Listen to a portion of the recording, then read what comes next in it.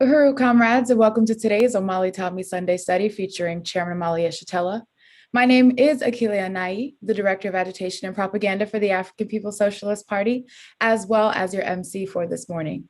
Make sure to hit that like button and share this video from wherever platform you're viewing from. This week, Chairman Omali Yeshitela continues reading from The New Period, A Time for Party Building, starting on page 27 under the subhead, Party Work Extends to California. You can access the study materials in the description.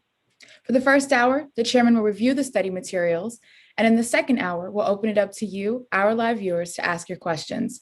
It's my honor now to introduce our leadership, the leader of the African nation and the worldwide African Revolution, Chairman Omali Yeshitela.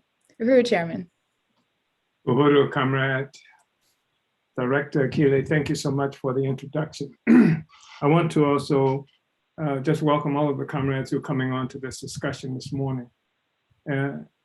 All of these are important discussions, though some people may have difficulty understanding why the party, why we would be engaged in this, talking about something. This is a political document that was written 42 years ago in 1979, and it was written for a conference that the African People's Socialist Party was conducting in Gainesville, Florida, 79. That was something like 7 years after the founding of the party itself. And I think it's important that we do this. We're not just waxing nostalgic. What we are doing with this discussion and this process, and what you should, among the things you should get out of this discussion, is the fact that the African People's Socialist Party is not a protest movement. We were not founded because of the latest incident of what people might characterize as some kind of racist attack or insult, or the latest incident of some problem that exists in the world that's made itself manifest. The fact is that we are here. We have a theory. We have been fighting for that to make that bring that theory to reality. We have, in fact, understood for a long time that for theory to be meaningful, that it has to be something that can be implemented in the world. There has to be political practice. In fact, we talk about African internationalism, our theory, as a theory of practice. And so there you have theory, you have practice, and they feed off and develop each other. Practice is primary. Get involved in the world to solve the fundamental problems that's affecting African people. And from this practice, from this real life experience, we have to come to some kinds of conclusions, first of all, about what the hell is happening, what's causing this. If we are engaged in the same kinds of problem and it's protracted, it's happening all the time, it looks like it's been happening for a very long time, what's the basis for that? Getting to understand that, and that gives us the ability to come up with a science so that we're not having to treat every incident as if it were a new phenomenon, if it was something new. So this is why we're talking about something, we're dealing with a political report that's 42 years old or so. And then this political report itself referenced events, history that preceded the 1979 conference that brought this report into fruition. This is extremely important. It's always important, but right now, especially when we live in a system that stems from our oppression. It got to start from selling Black people. It got to start from dominating Africa. It got its beginning from conquest of other countries and peoples and territories. In fact, this is why we look at the world. It's a colonial world. It's a colonial economy. The capitalism that we're talking about has its origin in colonialism. And colonialism, as we know it in the modern world, has its origin in the attack on Africa, the capture of Africa, the capture and dispersal of African peoples throughout the world. That's the basis for the society that we're living in. So every time we look at a police killing, every time we see people being dispersed from our homes, from the countries in which we live, stuck in concentration camps and prisons and what have you, we know We're not looking at a new phenomenon. We're looking at the same phenomenon. We're looking at colonial capitalism. This is the thing that gave birth to that. And so as a party, we do not base our existence on fighting against the police over here, or what the police did over there, or the fact that a lot of people went to prison this time, or something to that effect. We are a revolutionary organization, and we understand that the problem is systemic. It is a system that has its origin in capture of African people, in capturing of peoples around the world, dispersal of African people throughout the world, and in a 600-year-long war, more or less, that African people have been engaged in, stemming from colonialism. Except it's not war just in terms of a contest between armies. It's a war in context of systems, a system born of slavery and oppression that we recognize as colonial capitalism, and the system that we are bringing into existence along with history itself that's contributing to the development of this process. So a system where there's dialectic exists between the past of colonialism and white nationalism and white power domination of the world, and the future of a liberated African people, a liberated Africa, a united Africa, the destruction of all colonialism, destruction of all of the borders that separate Africans from each other and from our resources. That's what we are fighting for, and that's what I'm hoping that people will be able to get from the study that we're involved in today. I want to really acknowledge the presence of comrades Malika and comrades Zundili and all of the others who have come onto this study up to now. So that's part of what I think is really important to understand. And, you know, as the crisis of this system gets deeper, what we see is the system moves in every way it can to defend itself from the future, to keep the future from happening. And when I talk about the future, I'm talking about the liberation of Africa, African people. I'm talking about the destruction of colonial capitalism and the advent of socialism or a communist world. There are all kinds of efforts being made to take us off point, which is why it's necessary to have a revolutionary organization that's committed to overturning this whole relationship we have with this system. The destruction of a system based on exploitation and oppression. The destruction is total annihilation, wiping it out from the planet Earth, not trying to find a better place in it or anything to that effect. That is what it is that we're talking about. And that's why we had to create a political party. And in the African People's Socialist Party, what we find is the fundamental entity that has continued to exist from that revolutionary period of the 1960s. The reason we reference the 1960s is not because we like film clips of the Black Panther Party and berets and that kind of thing. We reference it because it was the moment, if you will, the apex of the revolutionary struggle of the masses of the world, generally speaking, under the leadership of revolutionary organizations that were in a conscious contest with this social system. And that happened inside this country as well. When I say this country right now, I mean the United States. This happened in the United States as well. And while people want to talk about the Black Panther Party, perhaps, a lot of people don't want to talk about it. What people don't want to recognize is that the existence of the Black Panther Party, the existence of JOMO, the Hunter Militant Organization, the existence of revolutionary organization of that moment were components of a global revolutionary struggle that's being made by oppressed peoples around the world. And the fact is that that revolutionary movement, that revolutionary movement was defeated militarily. The United States government and other imperialist forces around the world waged war without terms on this revolutionary movement. It quieted this movement. It stuffed people in prisons throughout the United States. It was engaged similarly throughout the world, questioning this revolutionary movement so that the aspirations of people for freedom for dignity, for being able to live without constant humiliation that comes with being dominated by a foreign and alien power that determines every aspect of your life. That's what we've been involved in. So that's what this party is about.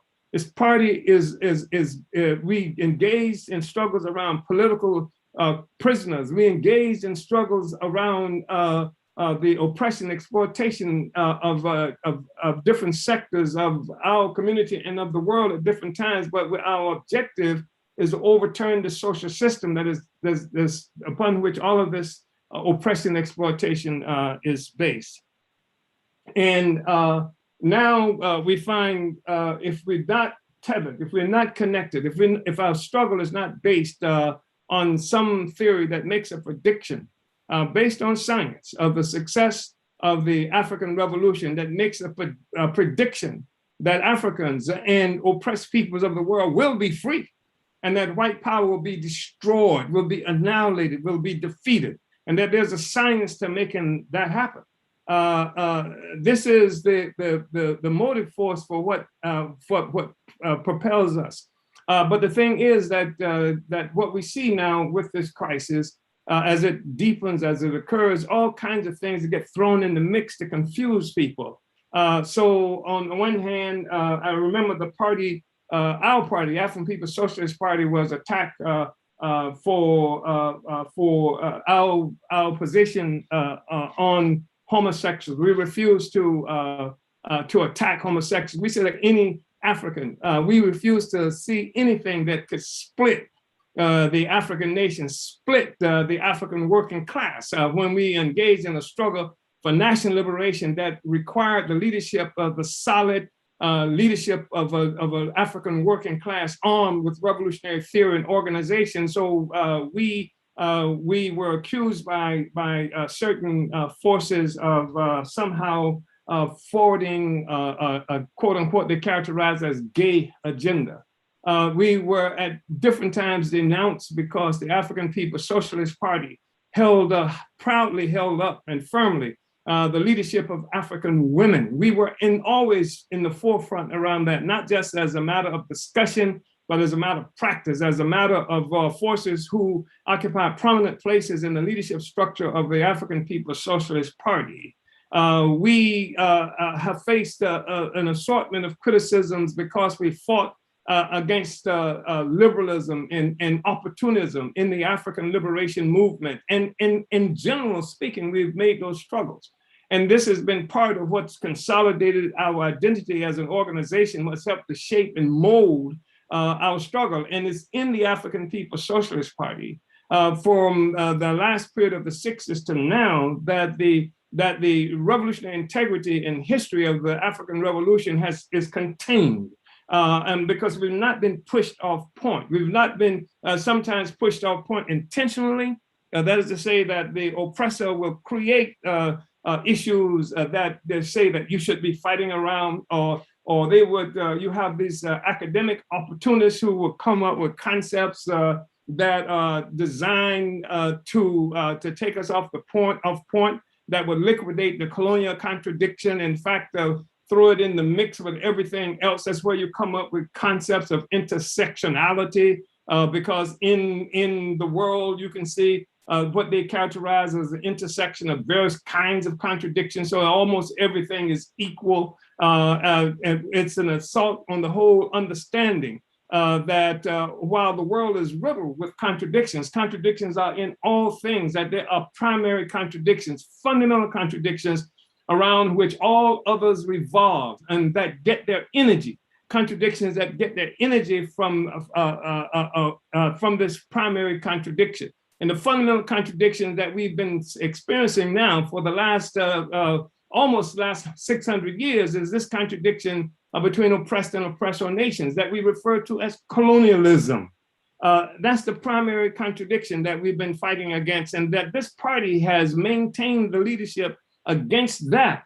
And everything that we've done, we've developed tactics and strategies designed to conquer colonialism, to organize the African Revolution, to organize it globally, to organize it in relationship to all the other political forces that exist in this world, even as they are emerging and dying out. That's what our party has done, and that's why we are talking today about a document that was created some 42 years or so ago.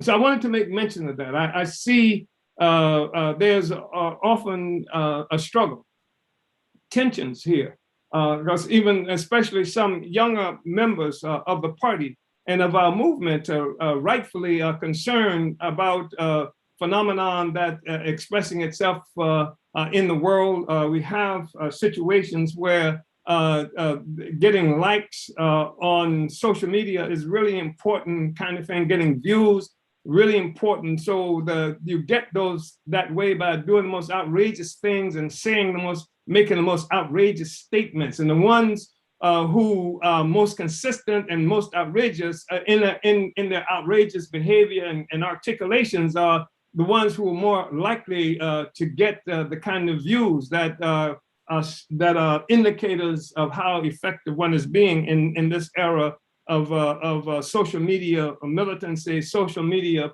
politics. And so there's often this need. I mean, we see, stuff that borders on insanity, except it's not insane, except much of what we see are things that are intentionally done to drive people away from revolutionary politics, to create an assumption that sometimes the basic lifestyle politic is the dominant or phenomenal question. What pronoun do you use? Just all kinds of stuff like that would take us off point. The homophobia. What in the hell is homophobia? A phobia probably could be defined as an irrational fear of something. And so you have this concept of homophobia. So who is the homophobe? You have I think it's in Germany that we ran into the negrophobia, negrophobe, somebody who I guess supposedly afraid of African people, things like that. When the question we are dealing with is colonial capitalism. And that's the thing that gives energy and definition to all these other things that we're characterizing as phobias. And this whole notion of equalizing the struggles and issues that confront us, these are things that the African People's Socialist Party is pretty clear on. And we have been clear on for a number of years, which is why 42 years after this document was put forth in 1979, we still can talk about this and show how we've been struggling around these issues, and these issues consistently are designed to overturn our oppression and the domination of foreign and aliens, and how we put together programs concretely on the ground, helping to bring people there. But the fact is that we did have a revolutionary movement that was crushed, defeated. That was in the late 1960s. That revolutionary movement was crushed. By 1972, when the party was founded, there was only a skeletal remains left of this revolutionary movement. And that's why the party was founded, and with the declaration that we were going to complete that revolution. And that revolution saw so many of our brothers and sisters that go to prison, so many killed, so many pushed into exile, and over a period of time. The success of that revolution, that oppression, that exploitation, that counterinsurgency, its success took so many of us off the battlefield.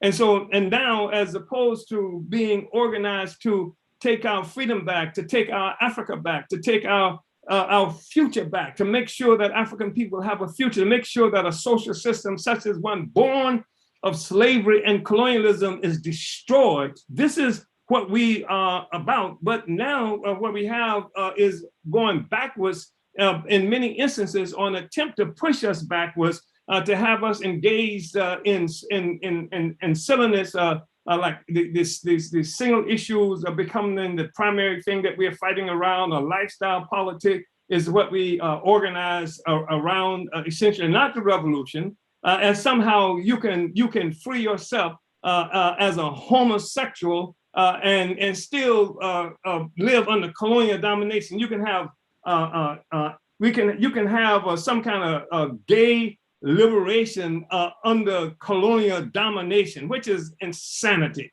The fact is that African people are going to become free as a people, and then we will set the terms and create the moral features, determine what morality is, destroy bourgeois morality, destroy colonial morality, in the process of creating a real morality. And that morality is not some kind of reckless behavior, do what you want to do, a kind of politics, but what forms the interests of the African nation, of the African people, of the getting rid of this hostile entity, this foreign and alien domination of Africa and peoples around the world. Africa must be freed. The peoples of the world must be liberated from colonial domination, from white power, from the white man, so to speak. And the white man will have a future to the extent that he is able to unite with the future. And that future is going to be a future of Black power. And that's the thing that we are talking about. And you will see all the features of what I'm saying now in this document that we are discussing. And I think primarily, and this is critical, the absolute need, first of all, to recognize that you can't have an oppressed people without having an oppressor.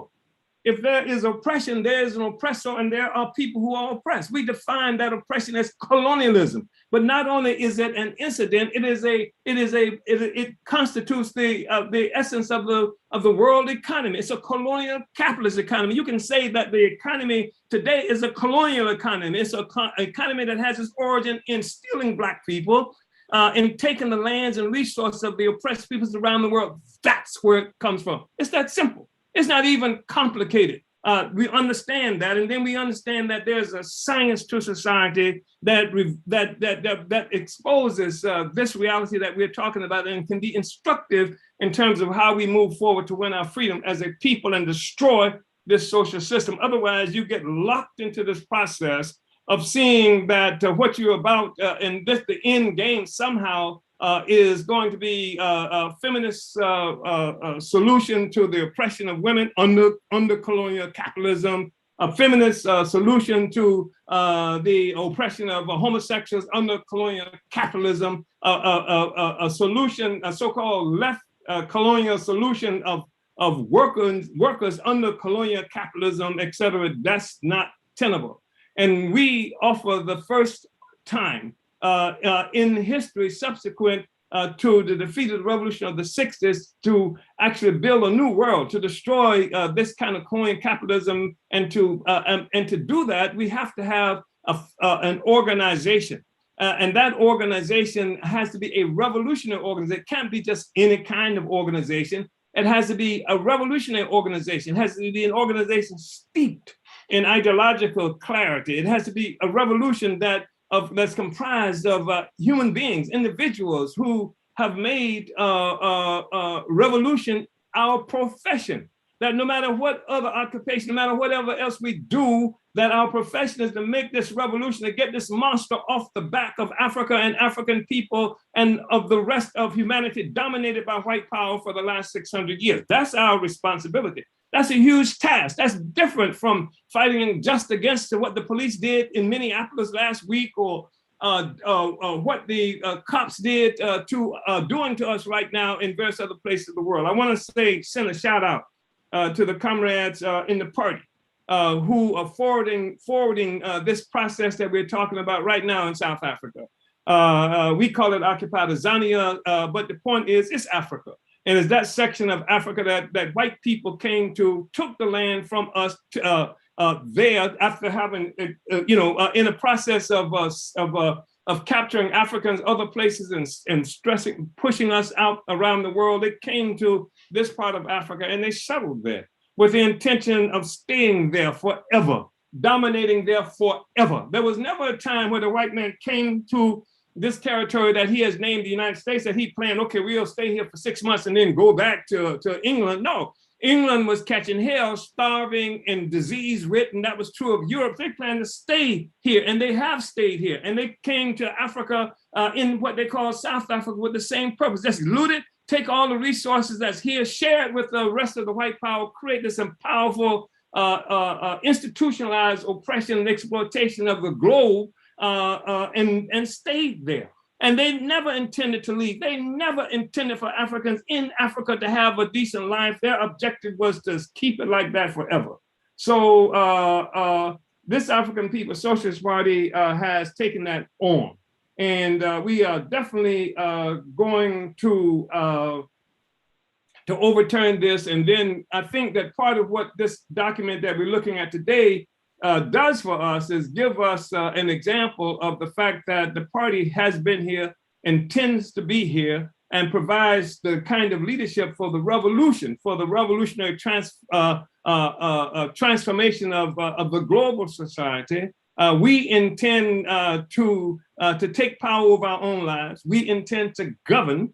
Somebody who is fighting now, organizing in Folkville and Gauteng in South Africa is not just organizing a demonstration, not just out there in the streets opposed to what Ramaphosa or Zuma or the ANC might be doing, but preparing to negate the influence of the whole colonial capitalist system, whether it's Ramaphosa, whether it's Zuma, whether it's the ANC, any of those other entities there. We are preparing to govern.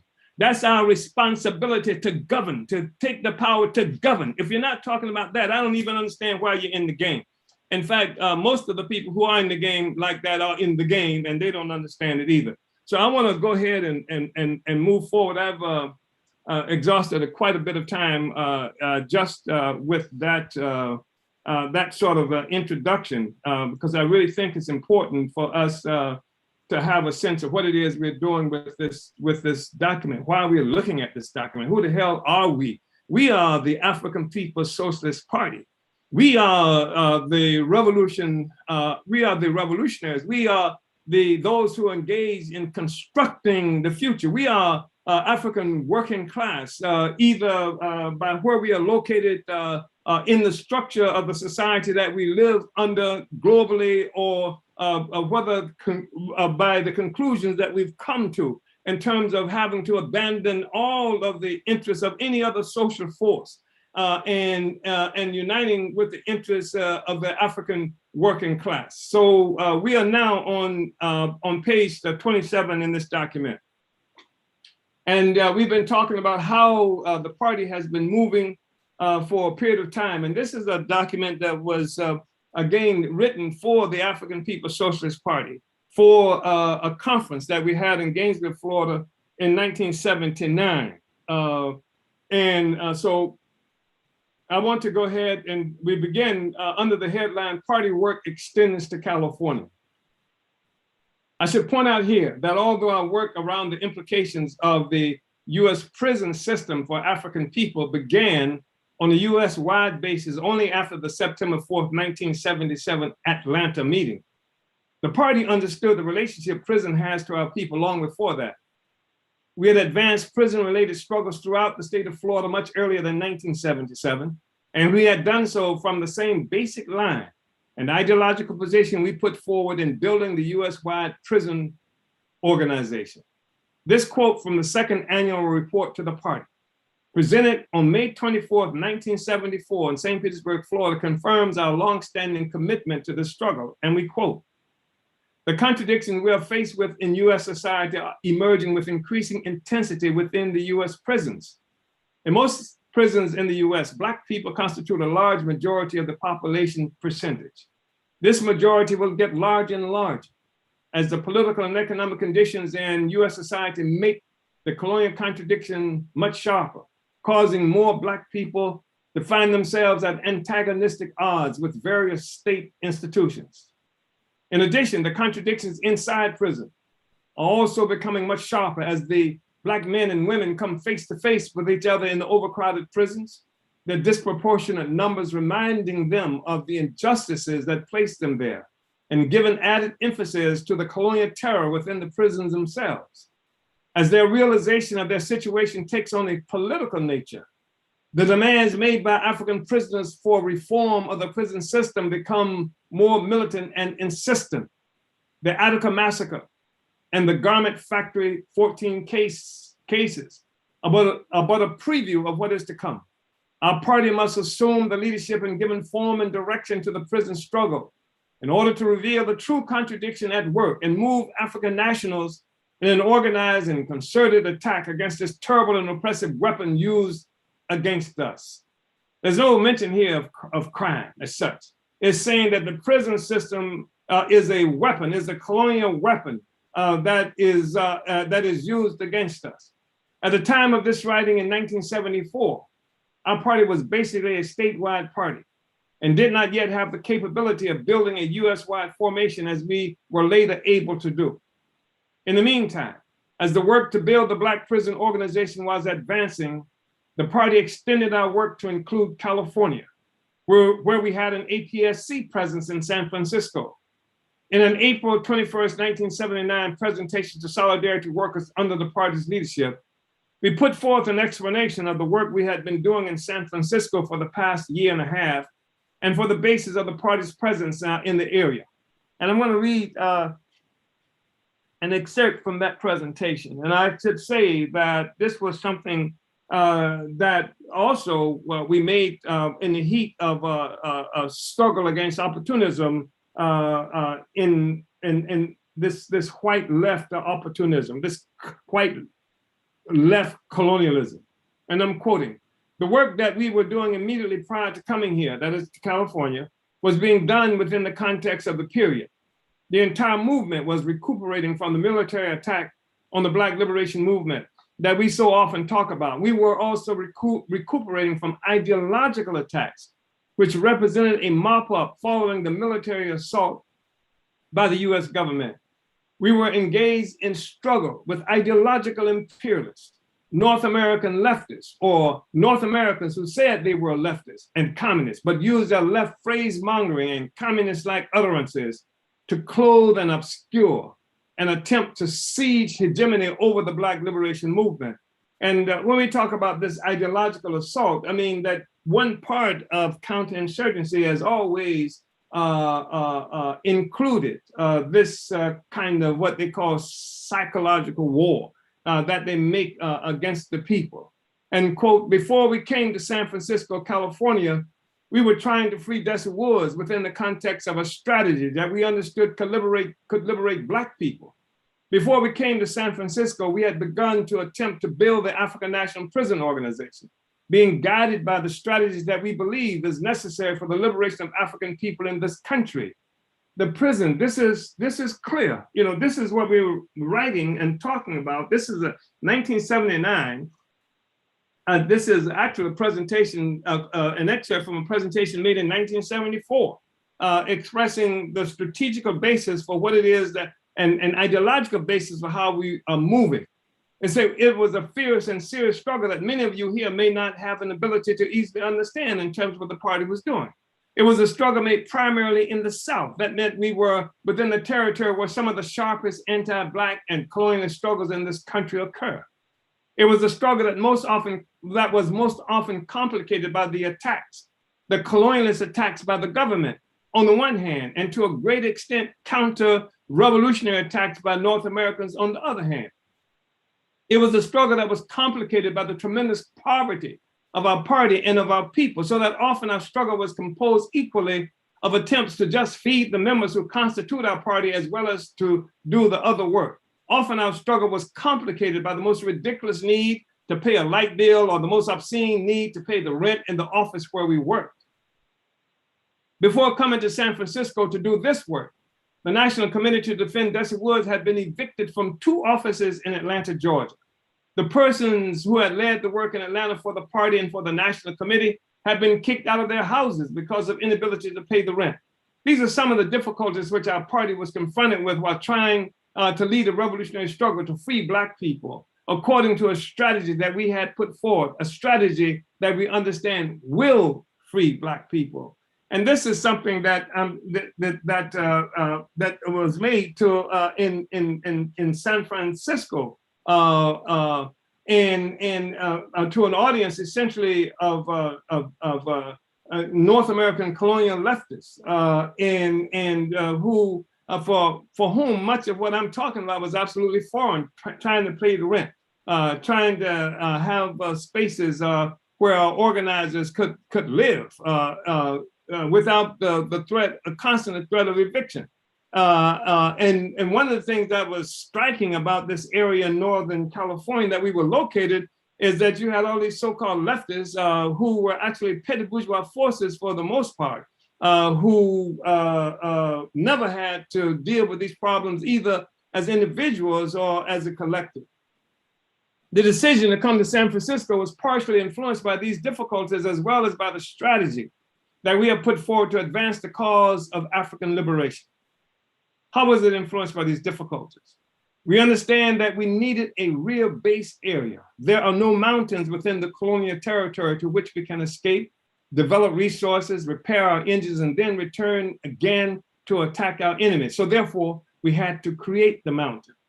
From various utterances and signs of solidarity that we received from North American left forces in San Francisco, and from the evidence of the material resources that we could see here, we saw the possibility for creating our mountain here.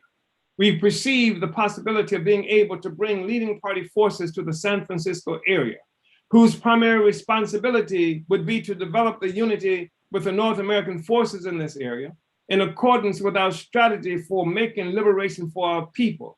And as a consequence, and in relationship to developing that unity, we could seek out the resources which would be available to help the forces who are doing work to make revolutionary struggle within the actual African colony in this country, so that there would be a Burning Spear newspaper, an essential instrument for liberation that comes out on a regular basis to provide leadership for our struggle, so that there could be an office where the work to free Desert Woods was being led that could be guaranteed the rent payments, so that we would be able to maintain a telephone in our office, which would allow us to maintain relations with other revolutionary nationalist forces within this country and with each other, so that we could have the ability from this mountain in San Francisco that San Francisco constitutes for us to go into other areas to provide the same kind of leadership for our struggle that we feel we've been providing in the places where we already do work. That's why we're in San Francisco, to build the mountain. It is proper that I should, that's unquoted, it is proper that I should make a couple of points here. It seems that there have been those who question our California work, especially as it relates to the North American solidarity workers. There have been inferences that the party's success and growing influence are somehow due to our relationship and subordination to white people who have quote unquote picked the party as the vanguard of the Black liberation movement. I would only mention that every step taken by the party is based on our strategy. Every question has been planned. Every step has been the result of the multifaceted strategy for liberation which the party has worked out. The first error our naive critics make is when they single out the political relationship we have with North Americans. This relationship cannot be singled out and isolated from the other aspects of the party's strategy, all of which have been successful. The party has never set out to quote unquote have a relationship with white people. Rather, we have worked out a general winning strategy for the total liberation of African people. The support from the progressive sector of the North American people being only one aspect of it. Secondly, the entire strategy of the party has required hard, disciplined work by our cadre under the worst possible circumstances. It was the party's scientific analysis which developed the foresight to build our entire strategy, a strategy which scientifically reflects the political conditions and relations within the US and the world. The party began our work under conditions which were overwhelmingly negative, both for our movement and our party. Starting from this reality, the party assumed for itself the leading responsibility to transform that negative reality. No external force created or founded the party, but the party, through its hard work, did create and found other forces. And an honest analysis will show that those forces are not limited to white people or organizations. I want to just, draw just a point here, because what we find even today is that there's a tendency between these forces who call themselves militants or activists. I'm not sure what activists and any of this stuff means in terms of the contest that we're engaged in to overturn our oppression. But now the creds are created for forces because they are quote unquote activists. But a point that we wanted to make is that people at these groups have this tendency of following the least line of least, a path of least resistance. And so if we're in a situation where people just want to engage in protest, then that's all you can do, engage in protest. If the people say, we love Barack Hussein Obama and there's mass hysteria around that, then what you have to do is join the crew in loving Barack Hussein Obama. And you say, and the explanation is that this is where the people are. And we don't accept that. We say our objective is to make a revolution and to provide leadership for the people, that we have to create the conditions to make revolution happen. So if this is where the people are, well, that informs us of not that you join the people where they are and jump in the swamps with them. What you begin to do is create an understanding, build conditions, circumstances, movements, strategies, tactics, and what have you, to take the people from that place to where they need to be in terms of forwarding the revolution. That's what you do. That's what the party has always done.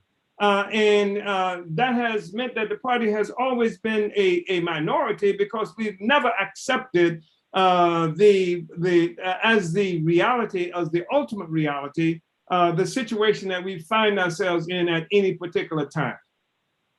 So the party began our work under conditions which were overwhelmingly negative, both for our movement and our party. Starting from this reality, the party assumed for itself the leading responsibility to transform that negative reality.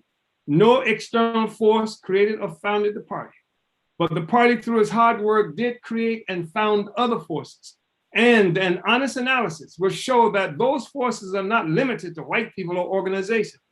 If indeed the party is seen as the vanguard of the Black liberation movement by anyone, it is not because someone picked us as the vanguard, but rather it is because our strategy has allowed us to be at the right place, leading around the fundamental questions of our people at the right time. Ironically, some of the very, very Black groups which were having hidden or secret relations with white groups were in the forefront of criticizing the party for what they assumed our relationship with North American forces were. It is interesting to note, however, that during this last period, thanks to the party's leadership, clearly showing how it is possible to have principled political relations with North American forces, our critics have been able to bring their relationship to various North American forces out of the closet, although we cannot attest to the principal nature of those relationships. The party's work in California forced us to deepen our development as a party in particular ways. In the first place, San Francisco is an area where a tremendous amount of North American solidarity work occurs. Therefore, as our work in the area was characterized by our efforts to build unity with that movement, and as our strategy for liberation calls for winning the support of the progressive sector of the North American people for our anti-colonialist politic, we quickly found ourselves having to deal with the contradictions within that movement. Many of the contradictions the party was confronted with were residual from the period of the 60s, when the Black Panther Party was very active in the area and had established relations with various North American forces. This was a period when it was often thought that revolutionary rhetoric could substitute for organization of the masses and real strength.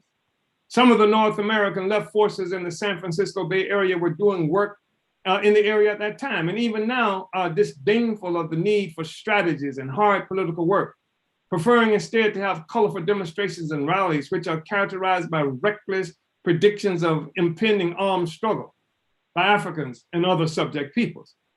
Other contradictions we were confronted within the California work had to do with the meaning of solidarity itself. On the one hand, there were those North American left forces which were determined to link their demonstration of solidarity with the struggles of our people with the demand that the party express solidarity with a particular cause of theirs. In other words, they simply refused to express solidarity with our struggle because of the legitimacy of our struggle unto itself. There could not simply be a demonstration of solidarity with the cause of Black people in the US it was also necessary to link to that struggle the cause of white women, white workers, white gays, etc. Then there was one ultra-leftist North American force which was determined to impose its definition of solidarity on the party and to create self-serving conditions and limitations on their ability to do solidarity work around Black causes under the party's leadership. This group was primarily concerned with doing what it called solidarity work in a fashion that was designed to increase its own strength and influence within our movement. It fiercely resisted any solidarity work which would result in the Black liberation movement becoming independently strong and self-reliant. It was particularly opposed to doing solidarity work which flowed from a liberation strategy that demanded a disciplined and accountable relationship, one which guaranteed that their activities were consistent with the aims the movement was setting for itself. At the April 21st, 1979 Solidarity Conference called by the party in San Francisco, consisting of all the North American solidarity forces doing work under the party's leadership in party-initiated programs and campaigns, the party put forth a major position paper which defined North American solidarity in a scientific manner for the first time for our movement. The pamphlet in which this document was printed has been widely distributed both within and outside the movement. It was successfully used by the US representatives of the revolutionary tendency of the Sandinista National Liberation Front, FSLN, as a political basis to struggle against presumptuous, opportunistic North American left forces within the US, as well as to struggle with liberal and social democratic forces associated with the Nicaraguan Revolution. This position paper was also seen as a valuable contribution by a sector of the Puerto Rican independence movement, which had been struggling with the same North American tendencies which inspired the party to develop the position. The party's work in California also pushed us to deepen our ideological and theoretical development. When we first arrived in San Francisco, there was no evidence of a real Black liberation movement in the area. There was some activity occurring within the prisons, but despite the leftist phrases these activities were clothed in, most activities associated with the Black prison movement in the area were self-serving. They were generally associated with the cases of particular prisoners who had sometimes incorrectly been designated as political prisoners. This Black prison-related movement was also compromised by its apparent relationship to gangsterism, both inside and outside the prison. There's some evidence to support the claims that the Black prison movement was being hurt by the opportunistic and unprincipled association some prisoners would assume with the movement to cover their criminal activities against the colonized Black community, criminal activities which included drug pushing, assassinations, and counter-revolutionary manipulation by North American leftist women, with whom many of them had personal sexual relations. Then we were confronted with the less than active primitive petty bourgeois nationalists, who made absolutely no contribution to the practical life and death struggles of our people. The handful of other Africans who identified with the Black liberation movement were trapped by the general ideological stagnation in the area and could only relate to an ambiguous politic of so-called third worldism, as they had no definition or analysis of the particular contradictions confronting African people within current US borders. Our party had made our first major presentation in San Francisco on February 18, 1978. This presentation challenged the current ideological state of stagnation, entitled On African Internationalism. This presentation was one of our most extensive empirically analytical expositions of the party's politic up to that time. It was from this presentation that the party was to take our creed, which is a short, concise enunciation of the basis of the party's worldview and politics.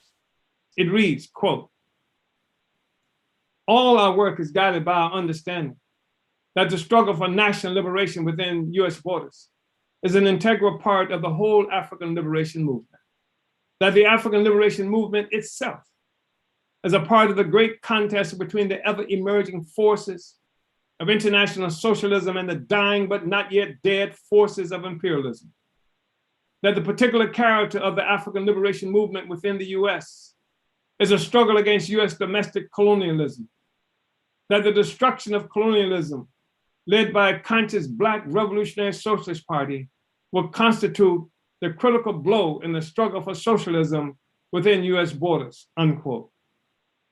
So the party's work was well underway in California when the decision was made to hold a July 4th national mobilization to free Desi Woods in Plains, Georgia, hometown to US President James Earl Carter.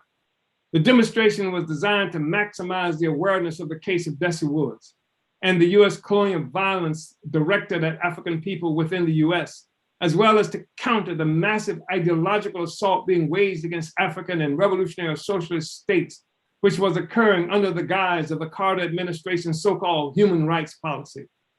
A solidarity mobilization was staged in San Francisco on the same day. Again, representatives from throughout the Black liberation movement from many cities and states were present and participated in the march and rally. There was also a large contingent from the Puerto Rican independence movement, with which the party was attempting to build a closer political relationship. The combined demonstration and rallies resulted in participation from more than 1,000 people. But more important to the party than the actual number of participants was the broad representation which had turned out to national mobilizations called by a party committee for 2 years in succession. We were also able to get mainstream media exposure throughout the US for the case of Desi Woods. This was also a breakthrough, for it had been the policy of the capitalist colonialist media to ignore revolutionary Black activities since the late 60s and early 70s. In the meantime, the party's work in California was taking on major proportions. Our influence was growing daily and our leadership was being accepted by more and more forces. The ideological development of other progressive African formations was clearly being pushed by our presence, and many of their articulations reflected the party's line. The party's international work also took a leap forward in California. It was in San Francisco that our relationship began with the Sandinista National Liberation Front, the FSLN. The party was proud to sponsor one of the first political fundraising forums for the FSLN within the Solidarity movement in the San Francisco Bay Area. It was certainly the first, if not the only, Black political fundraising forum held for the FSLN. In addition, we utilized all our available resources to acquire various material resources required by the FSLN in its struggle against US imperialism in the form of the Somoza dictatorship. We also provided the FSLN free and open access to our mimeograph machines and printing facilities, as they had none of their own at the time.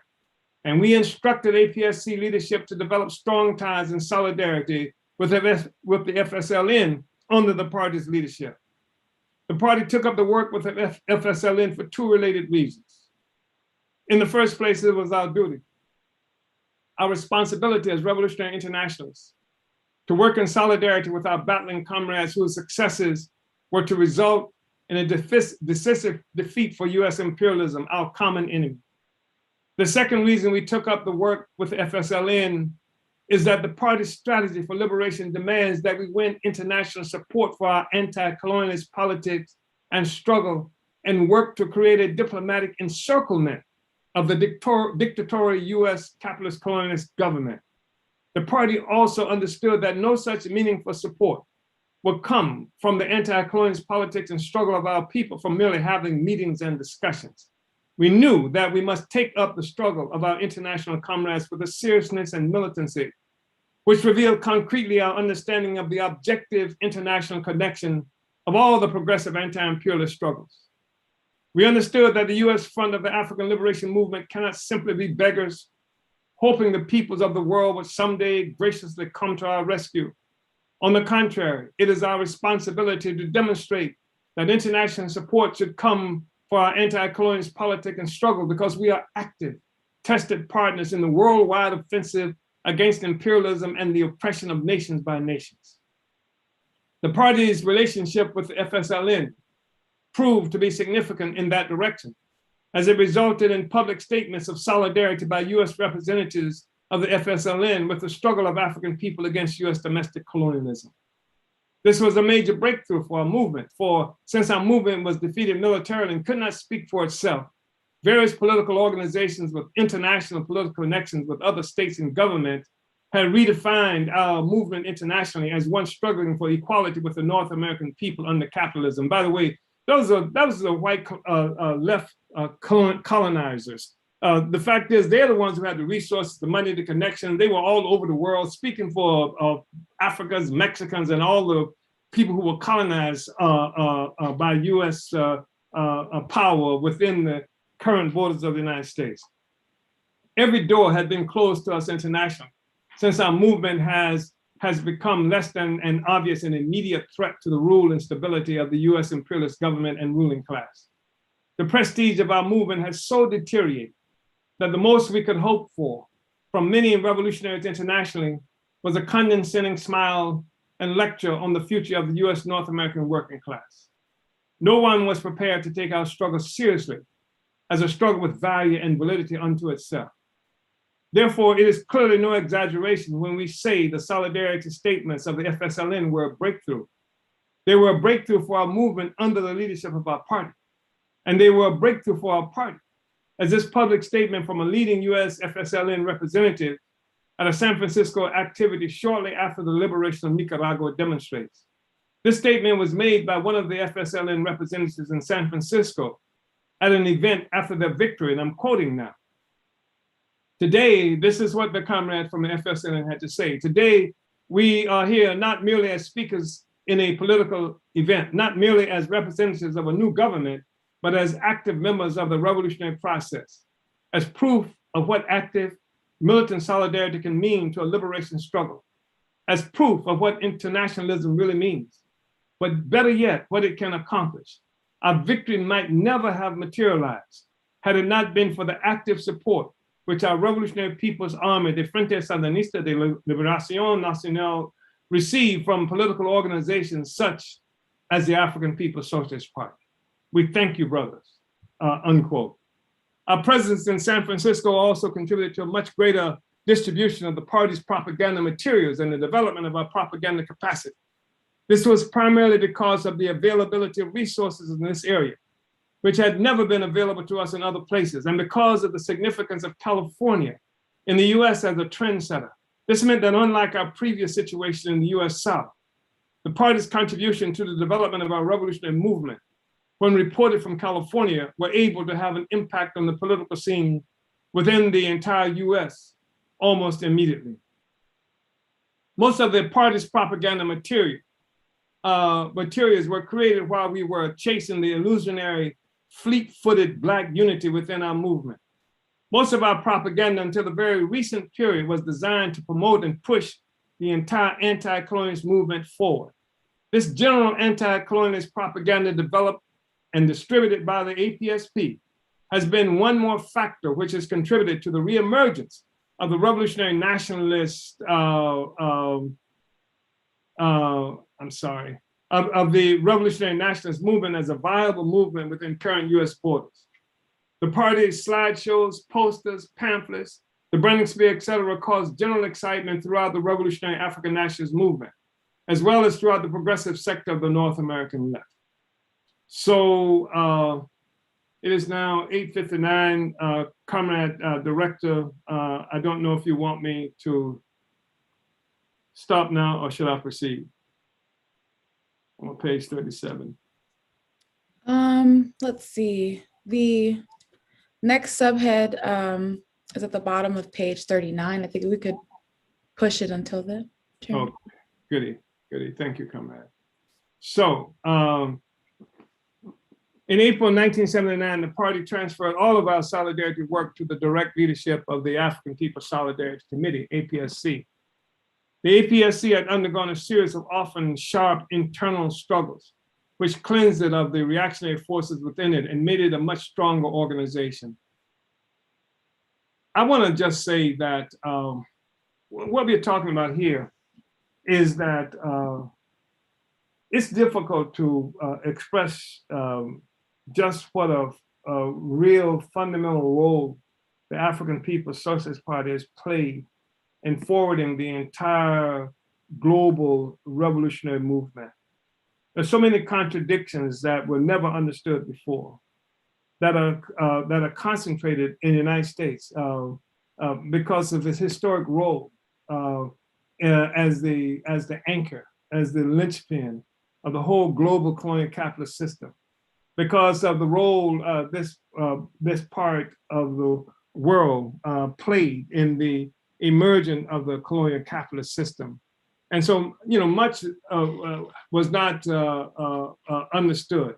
And we had situations where what was called the left, a term that I have some struggles with, what was called the left, was defined by white communists, socialists, etc. And they had defined the world as people tend to do, from the location of their place in human society and their interests as a group. And the fact is that slavery, colonialism itself, has thrust the entire white population of the world into this place of world dominance.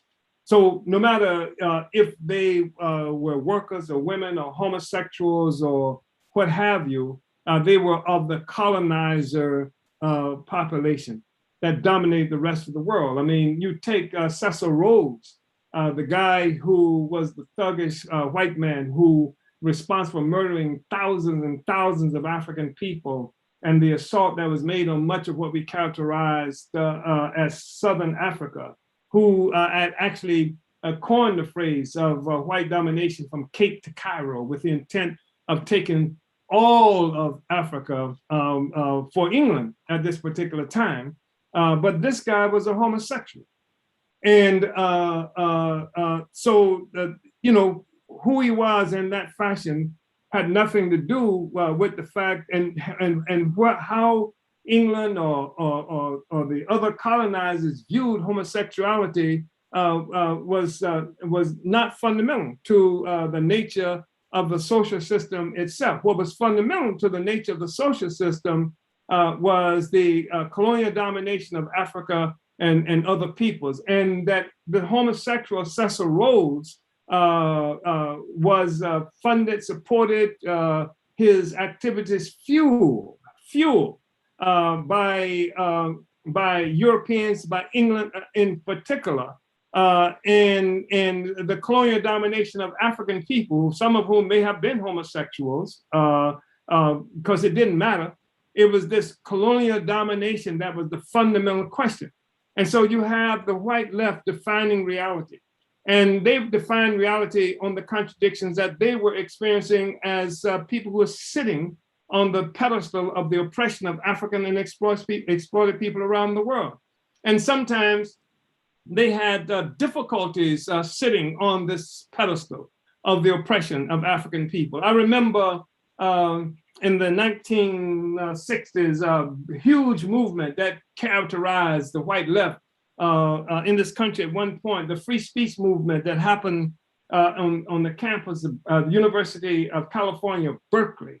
And this is a movement that started because some students at the campus wanted to put up tables supporting the Congress of Racial Equality and SNCC work that was happening in the South, where African people were being killed and just struggling for basic bourgeois colonial democratic rights. And when they set these tables up, the administration, the school administration came out and pushed them down, said they couldn't have those.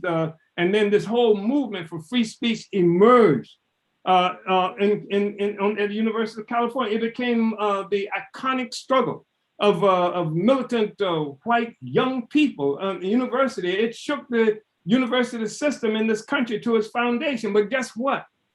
At UC Berkeley, the question of African people, what was happening to Black people in Mississippi, what was happening to Black people that CORE and the Student Nonviolent Coordinating Committee, those tables represented, they were thrown to the wind. Nobody talked about that anymore. What they talked about was these white students who now were demanding, Mario Savio and others who became notorious internationally and they would use these platforms simply to be able to stand up and shout profanities, among other kinds of things. This became the defining issue. This was an important issue for white people to be able to say MF, to be able to say cuss words, to be able to do this kind of thing, but the interests of African people were thrown to the wind.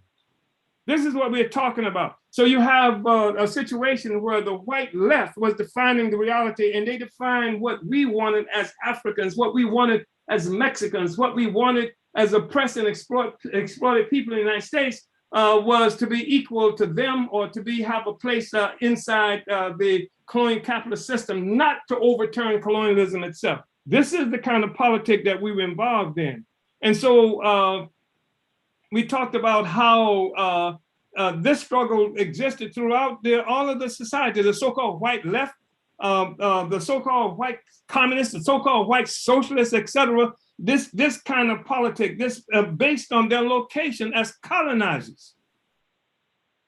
And so when we turned the leadership of the party solidarity work over to the African People's Solidarity Committee, and we began to assume closer supervision of the work, a lot of the lessons that we learned throughout this process came to be important, and we learned so much more as a consequence of this. It deepened our theoretical understanding, and splits happened up inside APSC. We pushed splits up inside APSC in some instances. In some instances, we saw courageous members of the African People's Solidarity Committee being able to unite with the party. And this is not just an organizational question that we're talking about, although it made itself, it was reflected in the organizational relationship. This was a fundamental question in terms of the foundation of oppression in the world and in the United States. And what the party's position was, is that the whole social system rests upon colonialism, colonial capitalism. What happens to African people, what happens to other people? And some people had the ability to accept this in a very subjective way, in terms of whether they as white individuals felt that way, or if they knew a cousin or somebody else who actually was opposed to something that they saw happening to African people. They missed the point. Our point is that the system itself, the basic system, that everything about it is based on colonial capitalism, the consciousness of the people who were involved, the consciousness of the people even who are debating with us, informed by their relationship to colonial capitalism. So we're not talking about whether they like John Brown, or whether John Brown was good, or whether John Brown was bad. It doesn't mean a damn thing. What we are talking about is that colonialism, that's the dominating factor in this world, and certainly it was the dominating factor in the US. Kit Carson was real. All of these Indian killers, as they were called, real. And this is how the whole white world, the whole foundation for everything that all the white people have in the world, and certainly in the United States, is based on this relationship that colonialism has to the rest of us. So this is not something just because you join a revolutionary organization that's, oh wow, now I'm in a revolutionary organization, I'm not affected by that kind of consciousness. The reality is the kind of social system you live in is comprised of an economic basis and a superstructure. And the superstructure, the economic base, is how that society generates and what it needs to exist. And the superstructure are the ideas, the institutions, political institutions, otherwise that are constructed from that, informed by that, and contributes to the ongoing existence of that kind of social system. So that's what we're talking about. We ain't talking about somebody woke up one day and said, I'm going to be a racist, I'm joining the Klan. And we're saying that the entire superstructure, and we don't make that much of a distinction between whether somebody is a Klan's person or whether somebody is a follower of Bernie Sanders. The fact is they are colonizers. And they have a relationship. That relationship that we're looking at is one between the colonizer and the colonized. We are colonized. They are the colonizers. And the best thing the colonizer can do to escape the future, the fate that surely awaits them, which is the fate of all colonialism. The best thing that they can do is unite under the leadership of the revolution, which is under the leadership of the colonized, that represents the future. And this is the thing that's not only going to liberate the colonizer in terms of physical, but the brains of the colonizers got the colonizers locked into the height of stupidity and ignorance, the deepest, most profound ignorance you can find in the world, on the planet Earth, exists within the brains and within the communities and societies of a colonizer. then despite the fact that they got incredible universities, despite the fact that they are the ones who create the computers and what appears to be the breakthroughs in other kinds of inventions and development, they're stupid. And they're made stupid by their relationship to colonialism. And their relationship to colonialism means that their stomachs now have taken command. That their greed now takes command and informs everything that they understand about the world. So that happened inside the APSC too, inside the solidarity movement that we led. And we required this recognition. And everybody couldn't join this. Everybody who participated in the solidarity movement couldn't be in APSC because they couldn't go that far, because they could not unite under the leadership of the African working class, because they could not accept for themselves democratic centralism, the organization, the real organizational strategy for the party. And so I wanted to just say that because this is not a simple issue or a simple question. We have fought for a revolutionary interpretation of reality. We've brought the science to this struggle. We have produced and promoted the revolution beyond that era that has been in the past characterized as revolutionary in the 1960s. And we've opened the door to a new revolutionary period. The African People's Socialist Party has done that. We've taken the covers off all of these mysteries that's confused and confounded much of the revolutionary project. That had allowed the white communists and white left colonizers to make the big contradiction in the world, the so-called national question, which means that their ability to have Africans and Mexicans and other people following the leadership, becoming some kind of chocolate-colored white workers, as opposed to the responsibility for these forces to unite with the leadership of the revolution. Ho Chi Minh once said, Ho Chi Minh was one of the founding members of the French Communist Party. Ho Chi Minh, by the way, is characterized as the father of Vietnam, modern Vietnam. He built the Workers' Party of Vietnam. He was the one who led it, created it, and led that struggle. But he once said, during the time when many of these questions that I'm talking about now were actually beginning to emerge, he says that to white communists, he said, you're looking, when you're fighting against imperialism, when you're fighting against imperialism in Europe, he said, you're fighting just the tail of imperialism. If you want to get the head is in the colonies. Colonialism is has always been the fundamental question.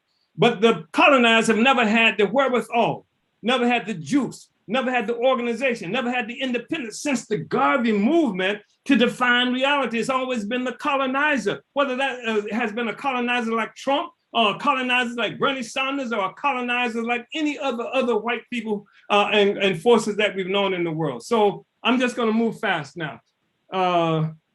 So while we have only begun to scratch the surface in some of our theoretical investigations, we are excited about the breakthroughs we are making and their implications for the international revolutionary struggle against imperialism and for socialism, as well as their implications for struggle right here within the US.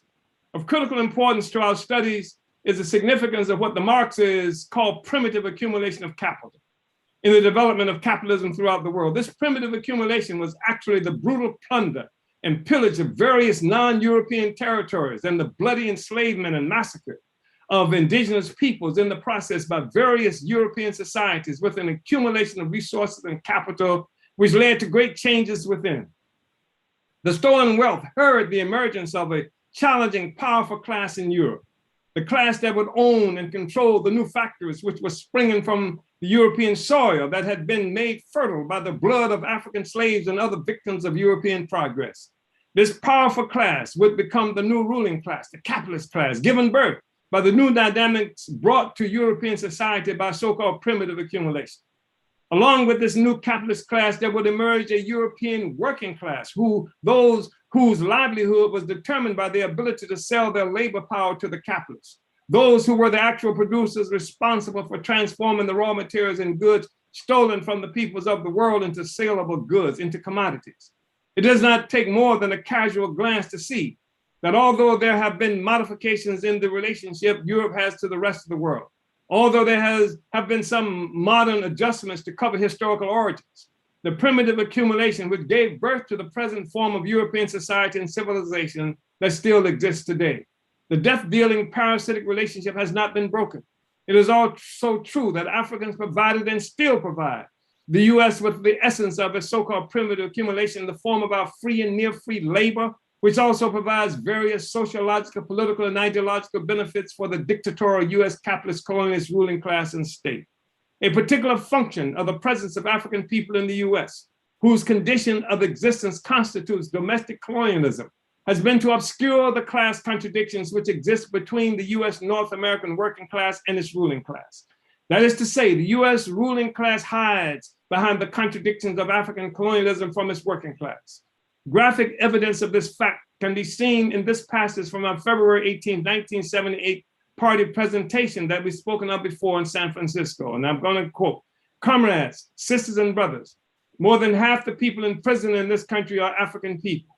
More than half the people awaiting execution on death row in this country are African people. More than 1 out of every 4 of us is unemployed.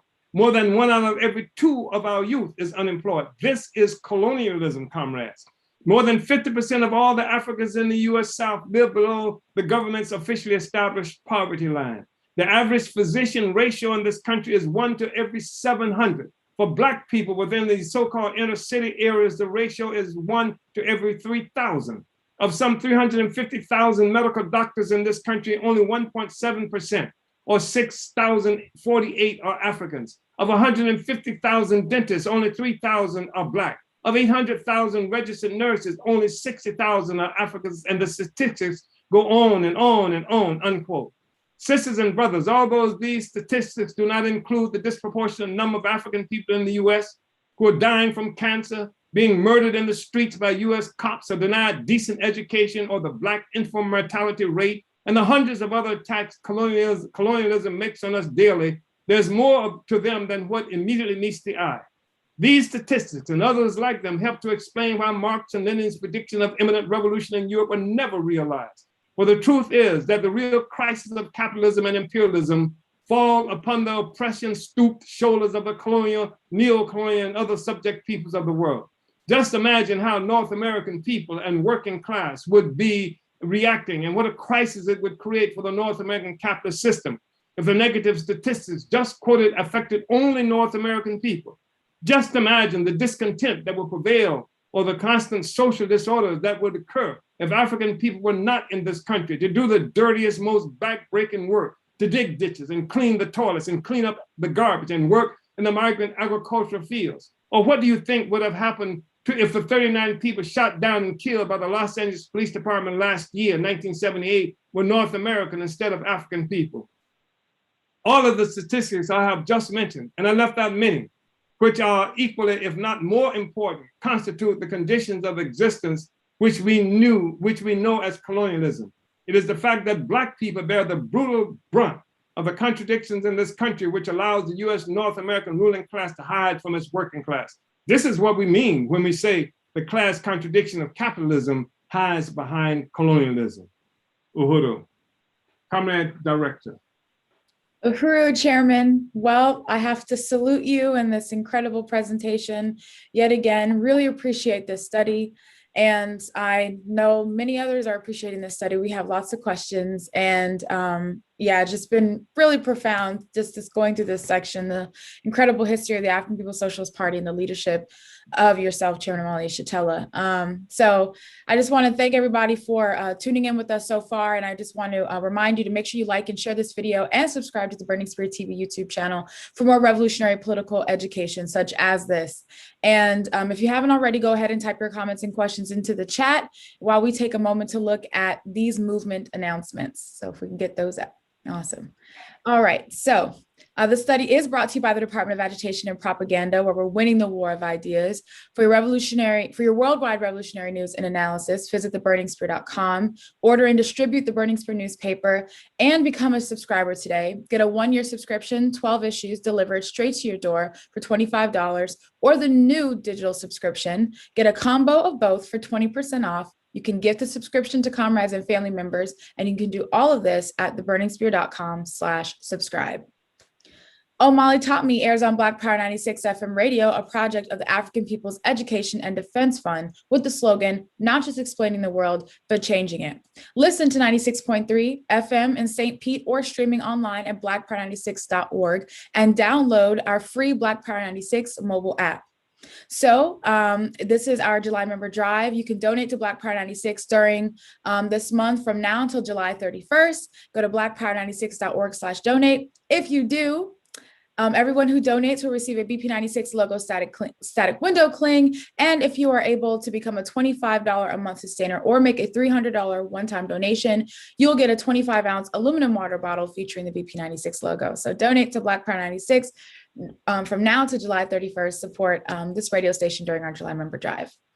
And mark your calendar for a special online benefit concert, part of the Black Power 96 July member drive, Freedom Mic, Battle of the Genres, 12 artists in the genres of gospel, Southern soul, R&B, and hip hop, Friday, July 30th at 7 p.m. Eastern. Register today at tinyurl.com/freedommic2K21.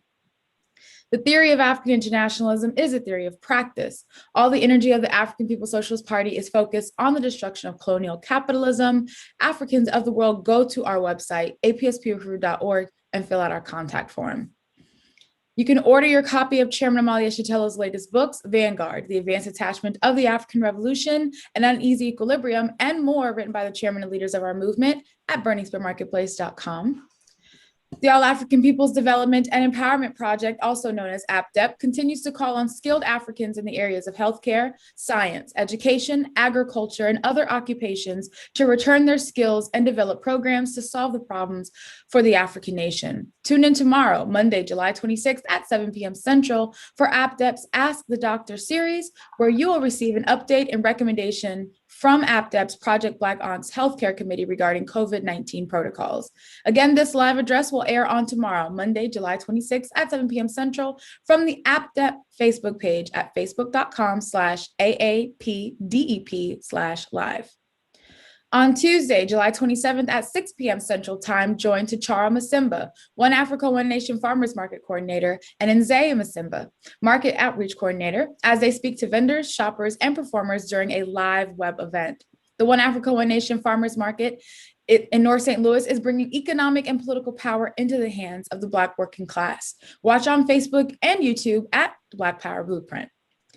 On August 7th and 8th, 2021, the Black is Back Coalition for Social Justice, Peace, and Reparations will be hosting our 12th annual conference. It will be a virtual conference designed to take our struggle forward during the ever-deepening crisis enveloping the U.S. and the colonial capitalist world. The theme of this conference is deepening the resistance to police terror, honoring our political prisoners and prisoners of war, Black community control of the police, designed to establish a coherent mission for the coalition and define the task of the US-based Black liberation movement at this time. For more information about this event, visit blackisbackcoalition.org. Like and follow the Lowezi Kinshasa like page on Facebook for more African internationalist political education. Secretary General Lowezi Kinshasa does frequent live events, such as the War of Ideas series. He includes live sessions done in French. To get alerts of when SG Lowezi is going live, make sure to like and follow his page today. Tune in to White Lies Shattered, the new series of the Reparations in Action podcast featuring Penny Hess, chair of the African People's Solidarity Committee, along with the Uhuru Solidarity Movement chair, Jesse Neville, and its host, Jamie Simpson. Check out the podcast on uhurusolidarity.podbean.com or wherever you listen to podcasts for a series that challenges and exposes the distortion of history by the colonial ruling class and reveals the truth about the past, present, and future from the eyes of the African working class. Uhuru Furniture and Collectibles in Oakland is hiring a full-time truck driver. Do you have driving and furniture lifting skills? Can you work Wednesday through Sunday? If so, then apply for this position and contribute your labor and skills to this institution of the African People's Education and Defense Fund. Every day, you can work with an amazing team and go home knowing that you're helping to build the independent African economy. Uhuru Furniture is just one of the ways APDF is paving the way for genuine economic development in the African community. What do you want your legacy to be? Apply by visiting our website, uhurufurniture.blogspot.com. Again, that's uhurufurniture.blogspot.com. On Tuesday nights from 9 to 10 p.m. Eastern, join Ralph Pointer on What's Happening Blog Talk Radio. Tune in by calling 347-857-3293. Ralph Pointer sits on the Black is Back Coalition Steering Committee and chairs the BIBC's Political Prisoners Working Group and also leads the Lynn Stewart Committee. And we're also calling on people to follow the All African People's Development and Empowerment Project on Facebook or visit developmentforafrica.org for important info and helpful tips in regards to colonial virus COVID-19. APDEP launched an international telehealth program, which is a free resource for African people to get our COVID-19 related questions and concerns answered by licensed doctors and nurses through Project Black Ankh. You can make your free virtual appointment with one of their professional health providers by going to developmentforafrica.org/telehealth. To keep up with our movement events, you can visit theburningspear.com's events page and subscribe to our mailing list. And again, make sure you like and subscribe to the Burning Spear TV on YouTube today if you haven't already to catch every episode of the Omali Taught Me Sunday Study and donate to support the Omali Taught Me show at paypal.me/Omali Taught Me. So that concludes our announcements for today. Thank you guys for being patient. And we're going to go into our Q&A. And first, we want to acknowledge where people are watching from. We have Philadelphia, Pennsylvania, St. Petersburg, Florida, St. Louis, Missouri, Oakland, California, Riverview, Florida, Kuwait, Battle Creek, Michigan, San Diego, California, Chicago, Illinois, Boston, Massachusetts, Occupy Tanzania, Irvington, New Jersey, Grenada, West Indies, Leicester,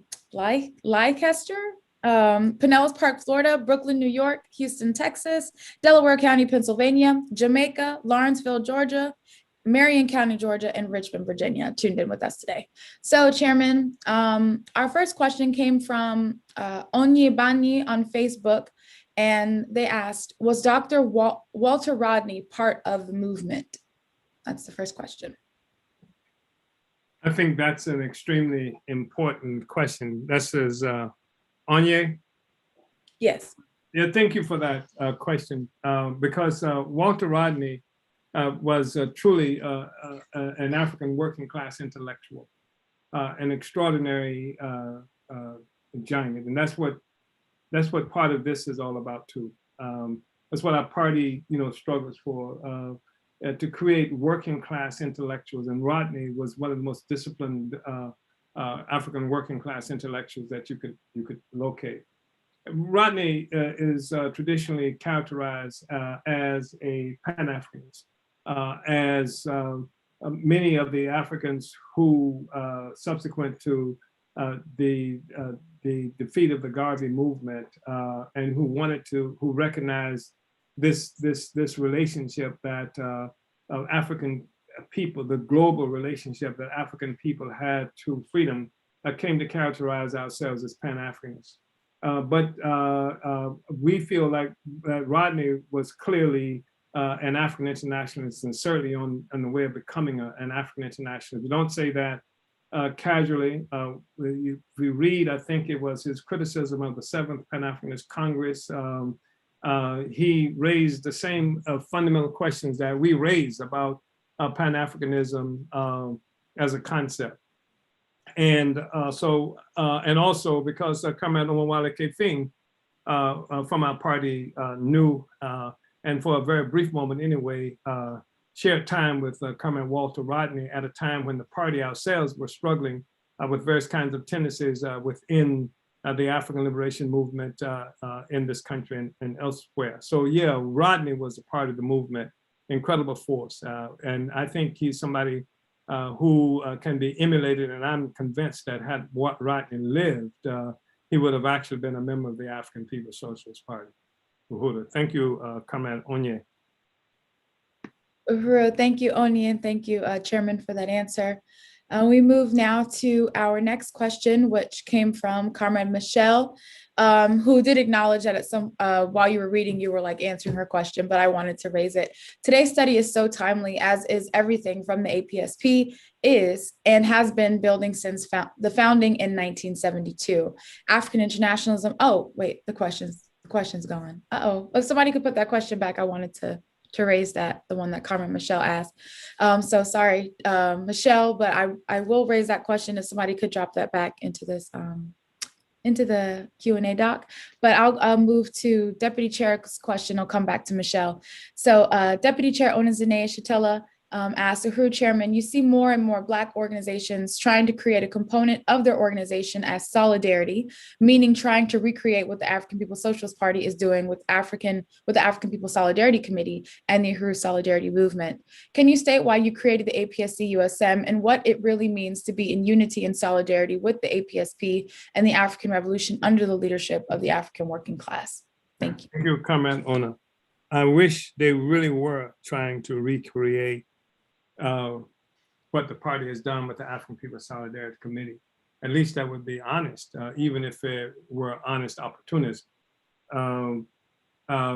which means that honest opportunism, which is sometimes characterized as the worst kind because it's motivated by conviction. But most of what we are talking about and what you are referencing is not motivated by conviction. And again, we are not against somebody who just created a relationship with white people or white organizers, et cetera. That the connection that the African People's Solidarity Committee has to the African People's Socialist Party is one that recognizes that we are up against an entire social system. It's not just to get white people to do something or to give resources for just a particular event. That's separate from the trajectory of strategy for the liberation of Africa and African people. One, a strategy that also recognizes at the same time that the whole of humanity and all the working peoples of the world can be and will be liberated through the success of the African Revolution. That's not what we're looking at. And this is a relationship that's based on the subordination of all interests to the liberation of Africa and Africa and African people under the leadership of the African working class, as expressed through its advanced attachment, the African People's Socialist Party. That's who we are. That's what we are about. It's not, as I said when reading the document, it's not about a relationship with white people. It's a relationship to a strategy for the liberation of Africa, the unification of Africa and African people globally under the leadership of the African working class as a part of the struggle to destroy the colonial capitalist system itself. That's what we are about. And it's when I say that it may be honest opportunism, though most of it is not honest opportunism, and real interest in that, of course, the APSC now is close to 50 years old. And we've been pushing and working with this for a long period of time. Anybody who's really interested in what we have done could simply have tried to join the party. Instead, what we find in most instances are people who have differences with us. That's why they go and create these other entities, precisely because they don't unite with what the party is doing. For whatever reasons they have, they don't unite, so they go and do something else. But what they do is recognize the significance of and some expression of the tactics or strategy that the party is using, and then adopt them to go in some other kind of direction. That's what we characterize at best as opportunism. So I hope, comment owner, I hope that was, an adequate response. Uhuru. Over, Chairman, and thank you, Deputy Chair Omali Yeshitela, for your question. Going back to Comrade Michelle's question, so she said, Uhuru Chairman, thank you for the study and focus on California. In California, many Africans are activists with or are gripped by the stronghold of the Democratic or other liberal parties, or many Africans are apolitical because they've been pushed out of political life. Can you expand on how this is detrimental to the end goal and how the APSP's representation and organizing of the working class distinguishes us? And that's important. I mean, California has a distinct kind of history in terms of the African liberation movement. The U.S. imperialism, you got to remember that this is a settler colony. And the aggression against indigenous peoples here in the Americas included what happened in what we now call the United States. And then much of the economic development in the United States on the heels of, and probably in the process of decimating many of the indigenous peoples, their groups and things like that, it revolved around an economy on stolen African labor, Black people, enslaved African people. This helped to shape and mold the consciousness of everybody in this country. And African people, in the process of escaping from this direct colonial terror that we experienced in the South, many of us went other places, and especially when we went to the West Coast in California, what we ran into was, despite all the oppression, and despite all the exploitation that we endured, and it was horrible, make no mistake about it, but the fact is that the Mexicans and the so-called Indians were the niggers. And and I'm saying this because this is where the capital had begun to expand and really define itself through exterminating the indigenous population there, stolen half of Mexico, stolen, etc. And the whole attitude of the colonial capitalist system revolved around animosity toward the indigenous peoples there. It was concentrated there, which is, I mean, you know, you live in California, so you know how Africans get treated in California. I know, I've lived there. I lived there for 11, 12 years. So I know what that means. But the fact is that you see certain kinds of political splits that's happened within the African liberation movement. Often they revolved around this West Coast, East Coast kind of consciousness. Because in the West Coast, there was even today, you'll find it, a certain consciousness that is anti-Mexican, and in particular, because I say Mexicans, because the Mexicans are the most obvious sector of indigenous population that we are likely to encounter. San Diego, where I think Comrade Michelle is located, being an example. We run into Africans who are anti-Mexican in their attitude, because the Mexicans are taking our jobs, they're doing this and that. Here we are on stolen Mexican land, or stolen people on stolen Mexican land, and our vision is so limited that we would see the Mexicans who are colonized, who experienced settler colonialism, just as we experienced domestic colonialism, as a primary contradiction. And so, so that makes Africans ideologically vulnerable. You remember the big split that happened in the Black Panther Party, East Coast, West Coast kind of split. And a certain kind of politic has revolved, a certain third worldism, because you find on the West Coast, you know, a host of, one of the striking things when I first went to California, which I think was in something like perhaps 1965, was I was mind blown to see walking in, you know, on streets, you know, like this whole array of different people, clearly identifiable different people, Mexicans, Africans, and indigenous people, et cetera. And I think that, so you have this third worldism that emerged there. And then of course, California being on the Pacific side, you have a huge Asian population. All of that contributed to how Africans who were running from oppression in the South, you know, began to interpret the world, and was lost sight a certain way of the fundamental contradiction, which was not antagonistic to Mexicans or to indigenous people or to various Asian groups, but the colonial question, and how that colonial question represented itself for the existence of African people. And the fact that African people were in California, but California was not our homeland. And that part of the contradiction we experience as an African population in the United States is that we have been removed from our homeland. We are landless. We have been removed from our homeland, and an association with our homeland that could help to keep us grounded. And African internationalism is the philosophy that helps to keep us grounded, helps us to stay in touch with the fact that we are African people. And part of the struggle we're involved in is for Africa, no matter whether we're in California or whether we're in Ghana. we are fighting for Africa and for the total liberation and unification of Africa and African people globally under the leadership of this revolutionary party. And that revolutionary party expresses itself in a particular way. And when we went into California, we ran into kind of the politic that Comrade Michelle just mentioned. So I talked a lot. I hope I did touch on what it was that she was raising. Uhuru.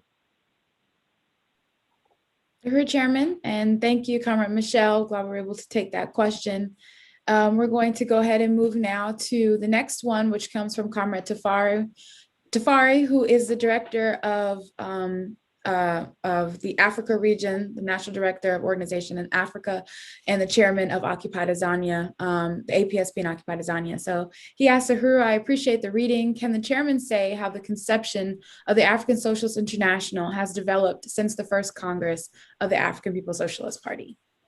Thank you, Comrade Tafari. I want to just really express appreciation, Tafari, for the incredibly important work that your comrades are doing, not only in South Africa, Occupied Azania, but for the work that you lead, Comrade Tafari, within Africa, responsible for bringing Africans in West Africa and Central and East Africa into the embrace, organizational embrace of the party under the leadership of Comrade Secretary General Louisa Kinshasa. So when the party, there were so many factors that went into recognition of why we had to build the African Socialist International.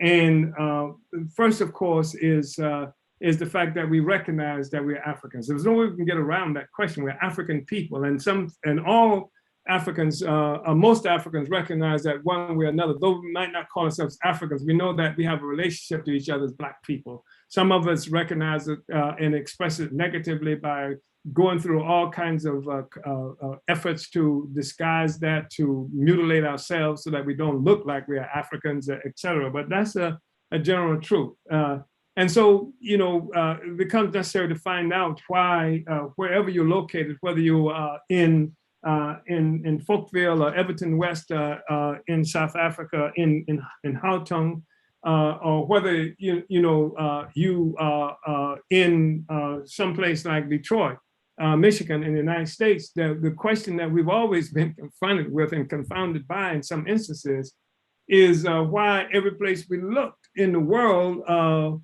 we saw people like us who were catching hell.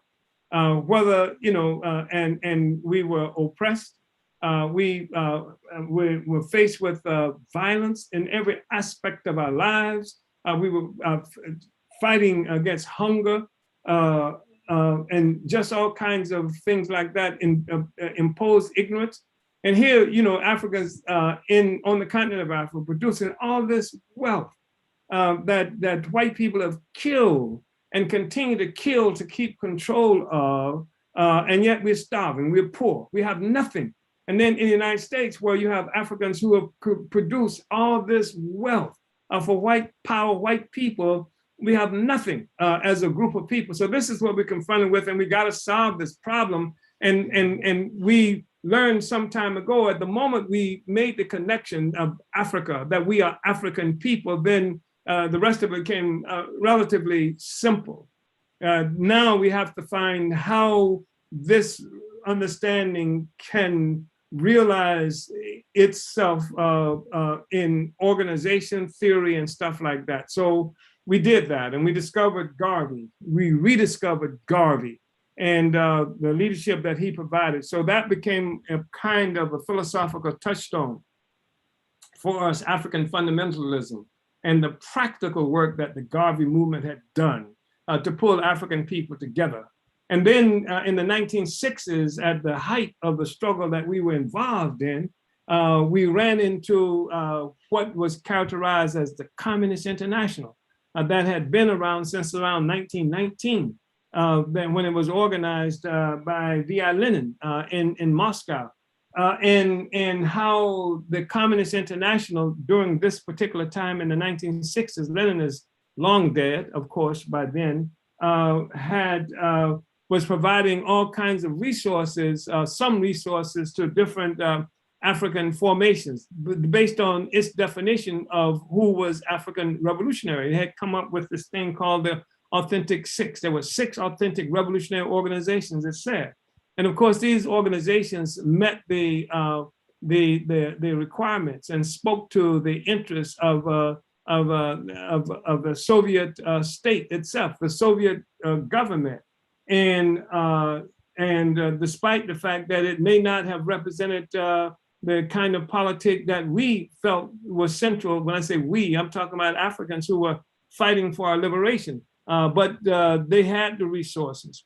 They did the training. They trained economically, organizationally, ideologically, politically, and militarily. In some instances, they provided training for Africans who they had determined were the authentic representatives. And these authentic representatives were authentic because they held to a line that was important to the Soviet Union for its own security and its own contest that it was engaged in with the so-called Western imperialists. So we didn't like that. We felt like Africans should make that determination. And although that Africans are poor, that we can pull our resources together, we can develop a political understanding and a general line for the overall African revolution. That's what we did. So in 1981, at the first Congress of the African People's Socialist Party, created some 9 years after our founding and many years after we had actually begun to do the Africa work. We had participated with the Pan-Africanist Congress. We had participated with the Zimbabwe African National Union for years before that, but we put forth a resolution at that Congress to build the African Socialist International. And then we set out to take that on. 1982, at the first tribunal on reparations for African people, immediately following that tribunal that had some judges from that tribunal that came from Congo, from South Africa, from Senegal, France, et cetera, Africans, we held, and Barbados, we held the first meeting of the to pull the African Socialist International together. That's where we started. And we searched 1983. I was traveling throughout Europe to try and locate revolutionary African organizations that could unite with what it was we were trying to do. We ran into a wall of it's not even that much resistance. Some of it was resistance in England, for example, but in other places, they just didn't exist.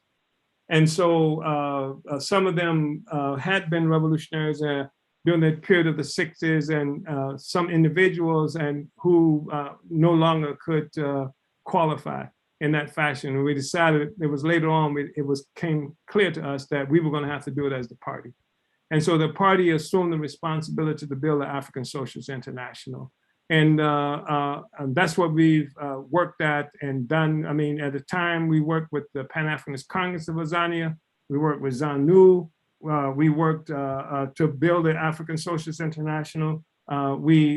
Sankara, we sent somebody to meet with Sankara. We met with the comrades in Grenada to try to build the African Socialist International. I went on a trip myself to England, where I met with forces from Libya to try to win them to unity with the African Socialist International, and that didn't come to anything meaningful. So the party had to do it ourselves, and that's why Comrade Tafari, and we did, and we have, and a number of years. I mean, I traveled Europe, everywhere. Travel Europe, travel France, travel Netherlands, travel, England, various other places, Belgium, Germany, to build the African Socialist International. And then the party had to take it upon ourselves. And we did build the African Socialist International. Of course, it's not yet what it's going to be, but it is now located in various places around the world. I talked a long time, Comrade Tafari. I hope that was helpful. Uhuru. Uhuru, Chairman, and thank you, Director Tafari, for your question. So we are nearing the end, Chairman. I think I'll take one more question and then we'll have to close it out. This last question is going to come from Comrade Matsamela, and he asked, Uhuru Chairman, can you explain the problems of the term left as it pertains to African people? Yeah, this whole concept of the left really is a colonial thing. I mean, because it gets its definition, I think, immediately from the French Parliament, where depending on where people were seated in this parliament, the left was supposed to be some kind of progressives, and the right was supposed to be conservative, reactionary, that kind of thing. And so this has been a term that has been used to define like what might be communists, and even liberals, the left wing, and that's because of the two sides of the distinct sides of the parliament.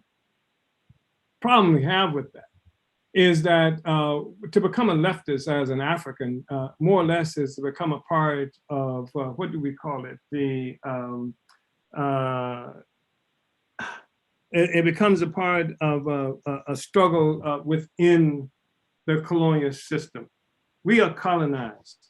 We are colonized by left colonizers and right colonizers. Trump is a colonizer, but so is Biden, a colonizer. So Kamala Harris is working with the colonialists in the same way that Africans may have worked with Trump. So we are struggling against colonialism, not become the left or the right side of the colonizer, but to overturn colonialism, which is creates the conditions for the existence of a left or a right.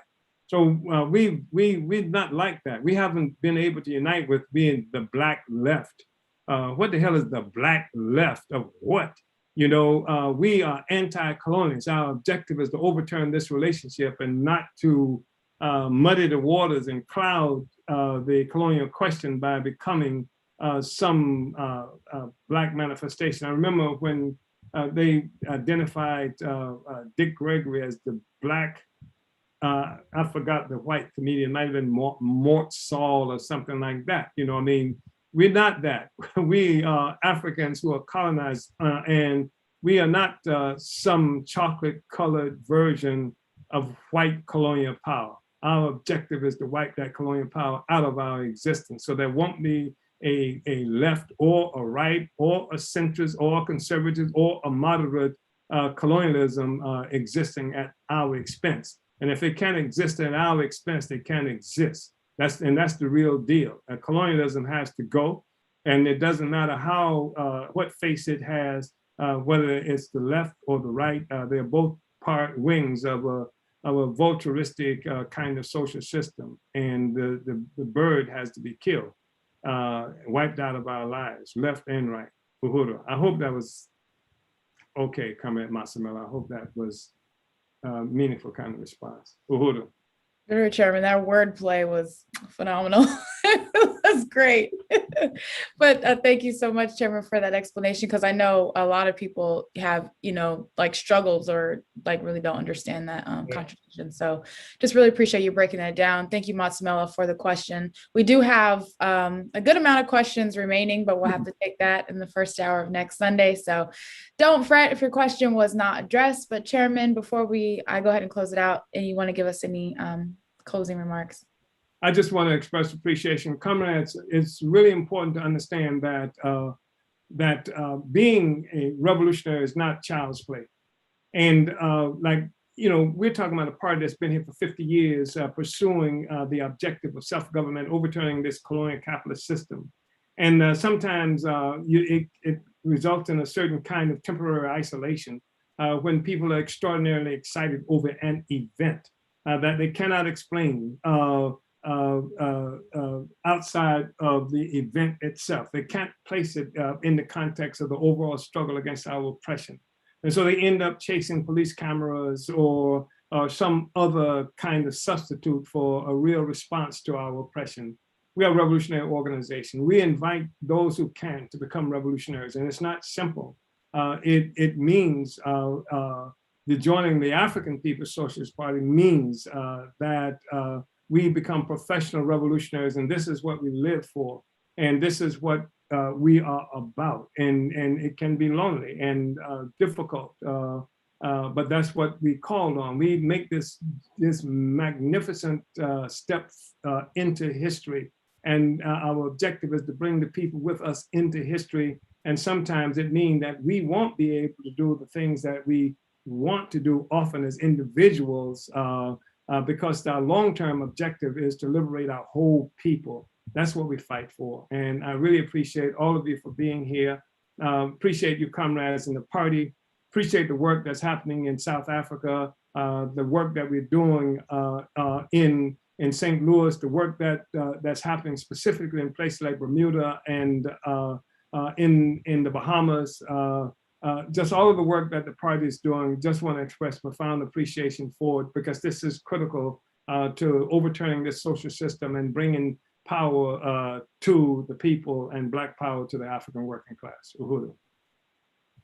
Uhuru, Chairman. Well, again, I just want to thank you so much for another profound study, the reading of this document, The New Period, and of course, talking about its relevancy to the new period that we have, ushered in, based on the work that we've been doing over the last 50 years with your leadership and the theory of African internationalism. So I just really want to thank everybody for tuning in and acknowledge just a couple of places that we didn't get to: Denver, Colorado, Wildwood, North Carolina, Palestine, and Baltimore, Maryland, who also joined with us today. So thank you guys for watching, no matter where you're located.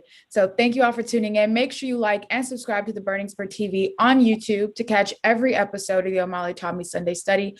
And to continue to support the OTM show, go to PayPal, donate to paypal.me/Omali Taught Me. So we'll catch you guys next Sunday. Uhuru.